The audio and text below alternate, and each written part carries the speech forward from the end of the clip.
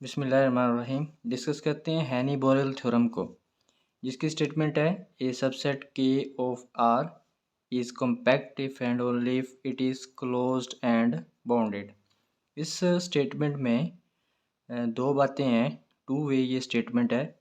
इसके प्रूफ में सबसे पहले हम देखते हैं कि ये जो नंबर 1 इसमें पॉइंट है वो ये है कि अगर कोई सेट है आर का सबसेट है और के वो कॉम्पैक्ट है, इफ़ के इज़ कॉम्पैक्ट, तो देन क्या होगा कि जो के है वो ज़रूर क्लोज्ड भी होगा और बाउंडेड भी होगा। पहली बात तो ये है कि अगर आर का कोई सेट है के जो कि कॉम्पैक्ट है तो फिर लाजमन वो क्लोज्ड भी होगा और बाउंडेड भी होगा। ये तो हो गया पॉइंट वन साइड। पिछले लेक्चर्स में हम ये प्रूव कर चुके हैं कि अगर के कोई कॉम्पैक्ट सेट हो तो वो क्लोज्ड भी होता है और बाउंडेड भी होता है। इसको हम अलग-अलग प्रूव कर चुके हैं कि के इज़ क्लोज्ड एंड के इज़ बाउंडेड। तो ये जो नंबर 1 पॉइंट है इसको तो हम प्रूव कर चुके हैं, ये तो हम यूज़ कर लेंगे कि हमने प्रीवियसली इसको प्रूव कर दिया है कि जो कॉम्पैक्ट सेट है वो क्लोज्ड भी होता है और बाउंडेड भी होता है। कन्वर्सली दूसरी बात ये बनेगी कि अगर के जो सेट है वो क्लोज्ड हो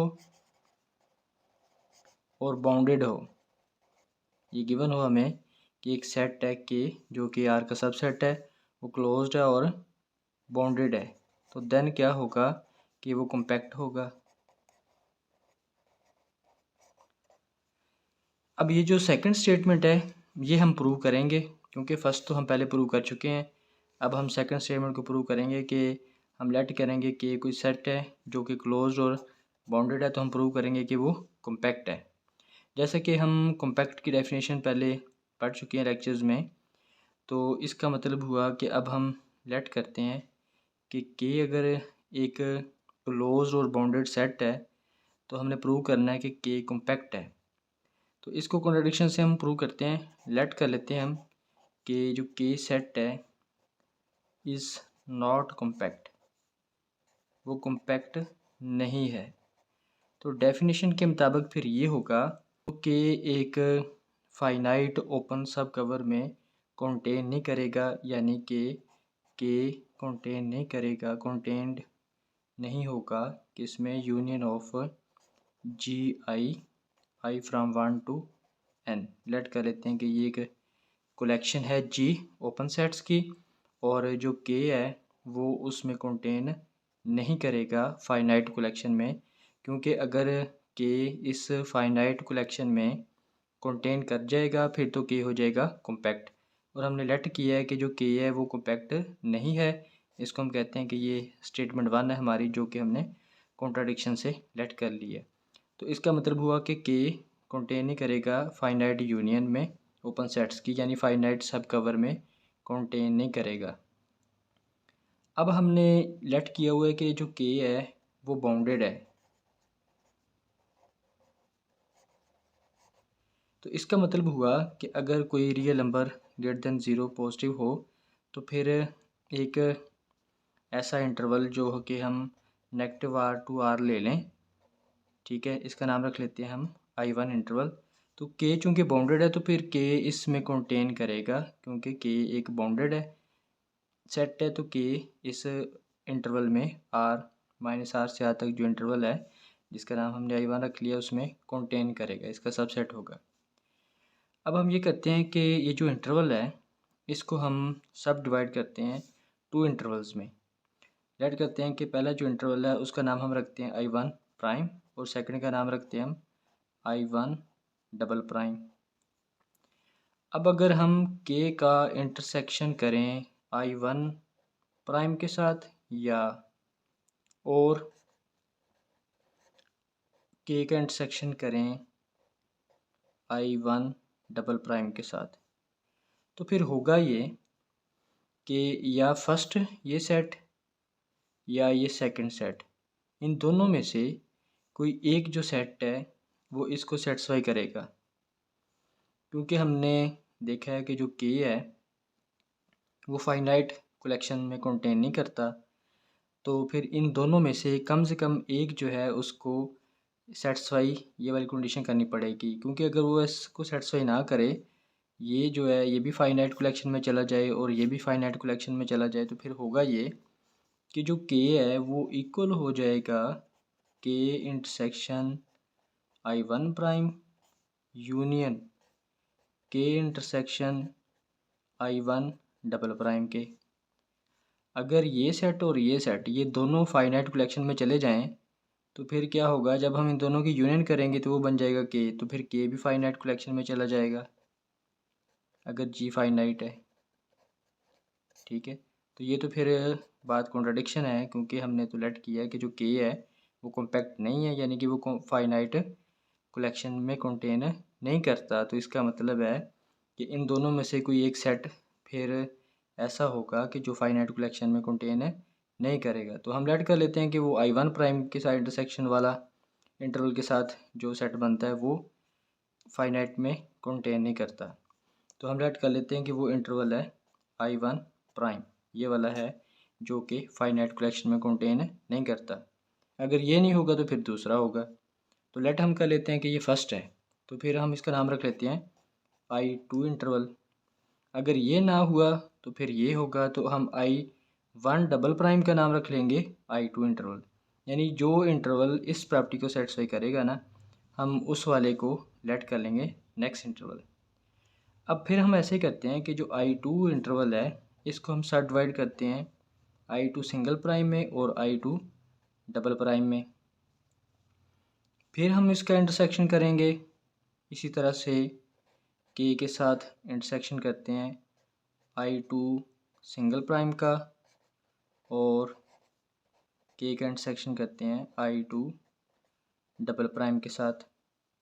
अब इन दोनों में से भी ऐसा होगा कि एक जो सेट है वो इस प्रॉपर्टी को सेटिस्फाई करेगा, यानी वो फाइनाइट कलेक्शन में कंटेन नहीं करेगा, क्योंकि अगर ऐसा ना हो तो फिर इन दोनों की यूनियन दोबारा के इक्वल आ जाएगी और ये वाली बात हो जाएगी जो कि इम्पॉसिबल है। तो फिर हम लेट कर लेते हैं दोबारा से कि जो I2 सिंगल प्राइम है ये इसको सेटिस्फाई करता है जो फाइनाइट कलेक्शन में नहीं जाता। तो इसका नाम हम रख लेते हैं I3 इंटरवल। अब इसी तरह से अगर हम I3 इंटरवल को सब डिवाइड करें I3 सिंगल प्राइम और I3 डबल प्राइम में, तो फिर क्या होगा कि फिर इसी तरह से जब इसका इंटरसेक्शन करेंगे हम के साथ I3 सिंगल का और I3 डबल का, तो फिर क्या होगा, फिर इसमें से हमें एक इंटरवल मिल जाएगा जो कि इसको सेटिस्फाई करेगा। तो इसी तरह से हम इस को n तक अगर कंटिन्यू करते हैं इस प्रोसेस को, तो क्या होगा कि हमें n तक इंटरवल्स मिल जाएंगे।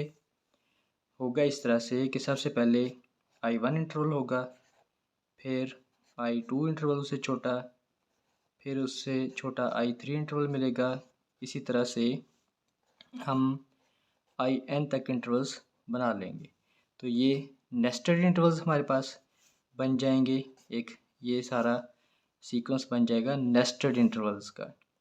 तो इस तरह से नेस्टेड इंटरवल्स कंस्ट्रक्ट हो जाएंगे। तो उसके बाद हम जानते हैं कि जो नेस्टेड इंटरवल्स हैं उनकी प्रॉपर्टी है कि इस तरह से जब इंटरवल्स एग्जिस्ट करते हैं तो इनके लिए कोई एक एलिमेंट z एग्जिस्ट करता है ऐसा कि जो बिलोंग करता है IN से for all n।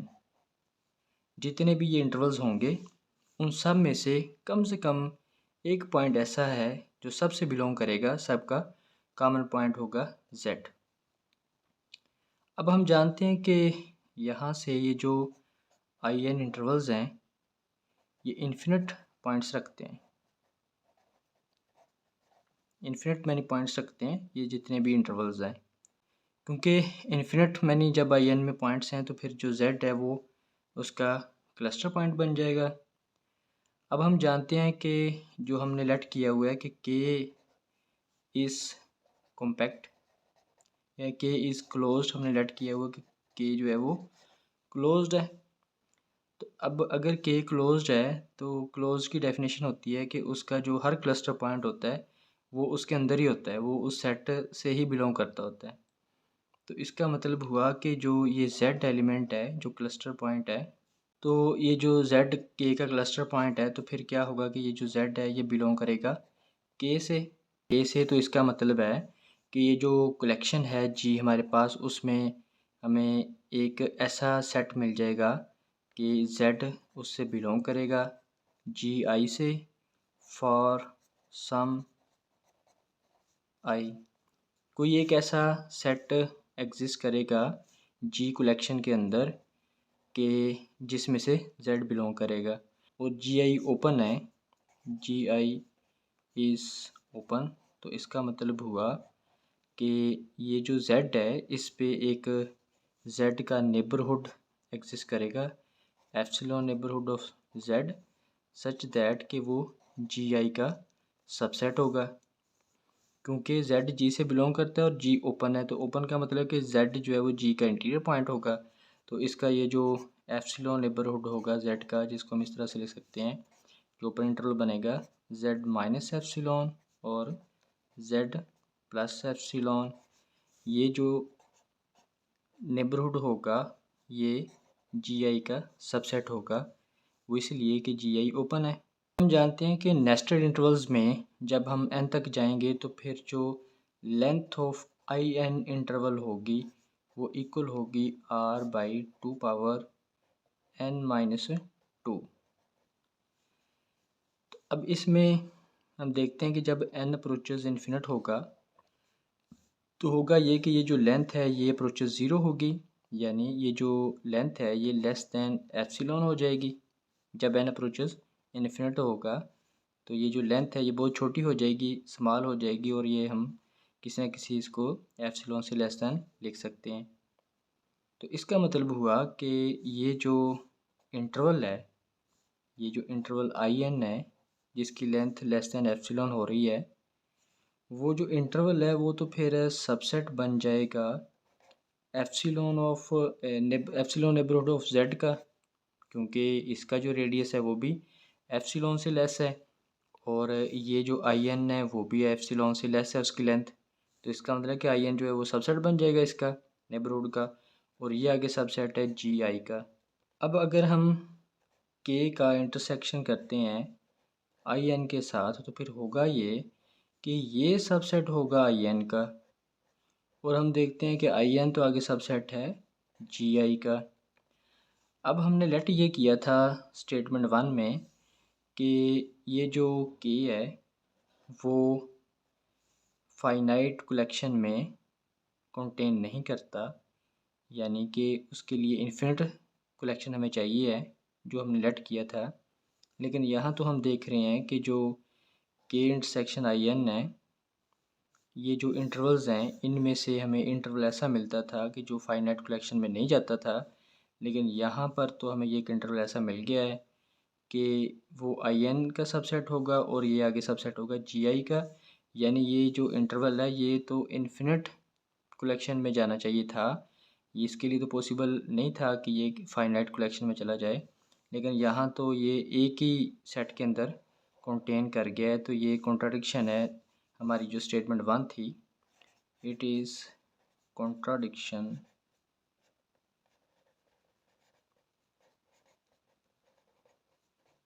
Two statement